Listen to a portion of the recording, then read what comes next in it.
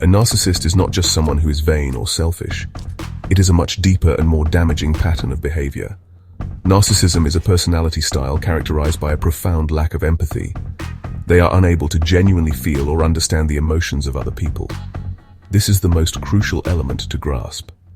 They also have an inflated sense of their own importance, a deep need for excessive attention and admiration, and often very fragile self-esteem hiding beneath a confident exterior. They see the world only through the lens of what it can do for them, making genuine connection nearly impossible. Their relationships are not partnerships, they are tools. This pattern manifests in very specific ways. A narcissist often presents as incredibly charming and charismatic at the beginning of a relationship. This is a phase often referred to as love bombing. They might shower you with compliments, gifts, and intense attention, making you feel like you are the center of their universe. This isn't genuine affection. It is a calculated strategy. They are assessing you to see if you are a good source of what they need, which is validation, admiration, and control. This initial intensity is designed to hook you, to make you dependent on their approval before the mask begins to slip and the real dynamics emerge. Once they feel they have secured you, their behavior shifts dramatically. The constant praise might turn into constant criticism. This is where gaslighting often begins. Gaslighting is a form of psychological manipulation where the narcissist makes you question your own sanity, memory, or perception of reality. They will deny things they said or did, even with clear evidence to the contrary. They might say, "I never said that," or "You're being too sensitive," or "You're just imagining things." This is done to maintain power and control, making you feel unstable and dependent on their version of events. Ultimately, the core of the narcissist is emptiness. Their entire personality is constructed around getting external validation because they have no stable sense of self-worth. They need you to be their mirror, reflecting back an image of perfection and grandeur. But because no one can fulfill that role perfectly or permanently, they will eventually devalue you. You are no longer serving your purpose. This cycle of idealization, devaluation, and often eventual discard is the devastating blueprint of a relationship with a narcissist. It is a predictable, painful, and deeply invalidating experience for their partner. Being in a close relationship with a narcissist is profoundly damaging to your mental health. The constant emotional ups and downs create a state of perpetual anxiety and confusion. You find yourself walking on eggshells, always trying to anticipate their moods and avoid triggering their rage or silent treatment. This hypervigilance is exhausting.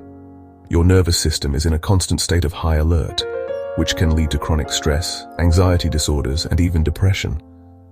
You lose your sense of peace because your emotional safety is entirely dependent on an unpredictable and unempathetic person. The stability you once knew begins to crumble away.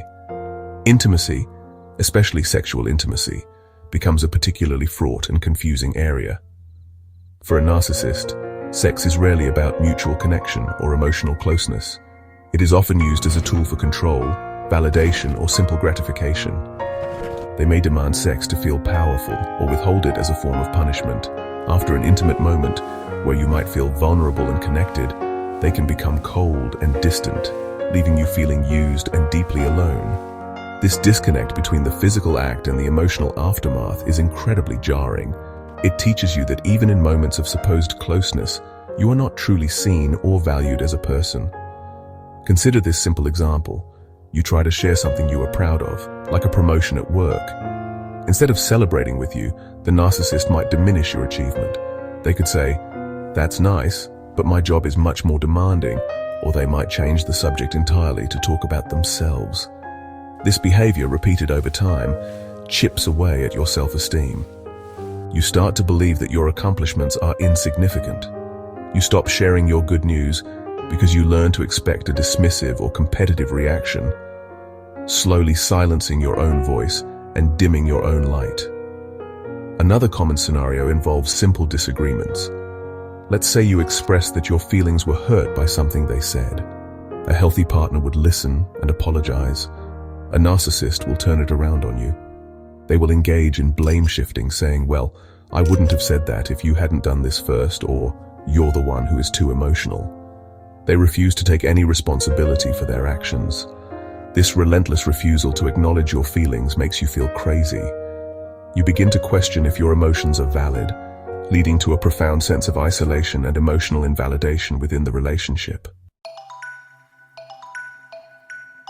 The concept of accumulating demons is a powerful metaphor for the gradual and compounding damage that occurs in a narcissistic relationship. It is not one single event that breaks you.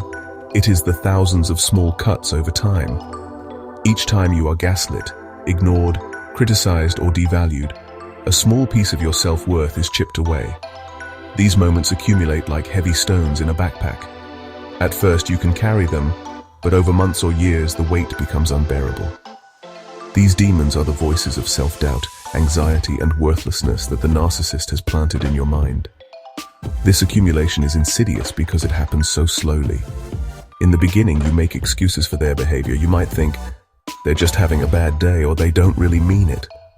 You hold on to the memory of the charming person from the love-bombing phase, hoping they will return. But with each negative interaction, your baseline for what is acceptable in a relationship shifts lower and lower. You start to tolerate disrespect you never would have imagined accepting before. Your reality becomes warped, and the constant stress becomes your new normal, a state you no longer even recognize as dysfunctional. The demons manifest as a harsh inner critic that sounds suspiciously like the narcissist. You start to internalize their criticisms. If they always called you incompetent, you might start to second-guess your abilities at work. If they called you unattractive, you might look in the mirror and only see flaws. This is the ultimate goal of the narcissist, whether conscious or not, to break down your identity so that you are easier to control. The emotional pain becomes a constant companion, a shadow that follows you and whispers that you are not good enough, not smart enough, and not worthy of love. Over time, this process can lead to a complete loss of self. You forget who you were before the relationship. You lose touch with your own hobbies, friends, and opinions because your life has become entirely focused on managing the narcissist's needs and moods. The demons you have accumulated create a fog of confusion and despair, making it difficult to see a way out. You feel trapped not just by the person, but by the damaged version of yourself they have helped create. This feeling of being broken is the heaviest burden of all, the culmination of all the emotional injuries you have sustained. The first and most crucial step toward healing is radical acceptance. You must accept that the person you are with is a narcissist and that they are unlikely to change. This is not a failure on your part. You cannot love, fix, or heal them out of their personality disorder. Letting go of the hope that they will one day become the person they pretended to be is a painful but liberating step. It allows you to stop investing your energy in an impossible situation and start investing it back into yourself. This is where your power begins to return, in the simple, profound act of seeing the situation for what it truly is. Practical steps are essential for creating distance and safety. If possible, going no contact is the most effective strategy. This means blocking them on all platforms, phone, social media, email, and ceasing all communication. If you have children or other unavoidable ties, a strategy called grey rock is necessary. This involves making your interactions as boring and uninteresting as possible. You become as dull as a grey rock.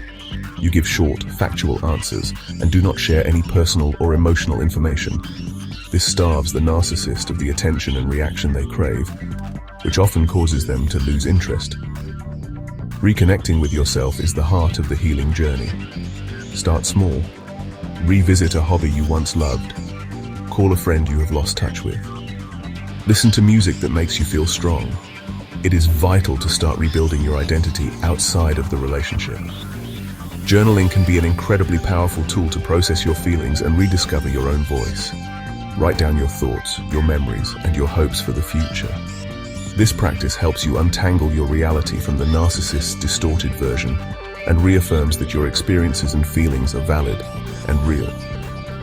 Finally, remember that healing is not a linear path, and it is okay to ask for help.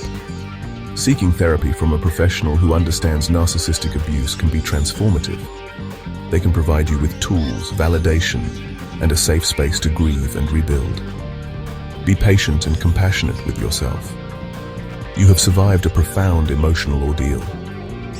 The journey back to yourself is a testament to your resilience and strength. You are not broken, you are a survivor, and you have the capacity to build a future filled with genuine love, peace, and a rediscovered, unshakable sense of self-worth.